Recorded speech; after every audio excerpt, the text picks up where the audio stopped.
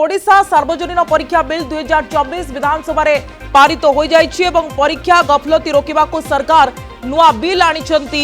ओडिशा सार्वजनीन परीक्षा बिल 2024 वर्तमान विधानसभा रे पारित हो सारिछि। नुआ बिल रे रहिछि कठोर दंड विधान व्यवस्था। नियुक्ति रे दुर्नीति रोकवा को एही आईन होछि बड़ जरूरी। परीक्षा गफलती रोकवा को सरकार नुआ बिल आनिछंती। जदि कोनोसी व्यक्ति बा व्यक्ति माने एही अधिनियम अधीन रे अनुचित साधन एवं अपराध अवलंबन करती वा अपराध करती तेबे से अति कम रे 3 वर्ष ठर आरंभ करी 5 वर्ष पर्यंत कारावास एवं 10 लाख टंका पर्यंत जरिमाना रे दंडित हेबे।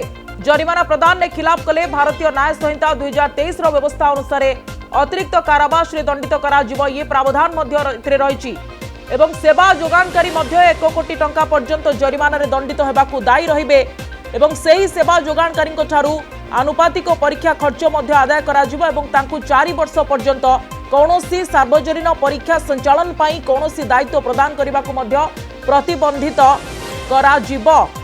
ये प्रावधान रही ये बिल रे ओडिशा सार्वजनीन परीक्षा बिल जहां आज विधानसभा रे पारित होइछि।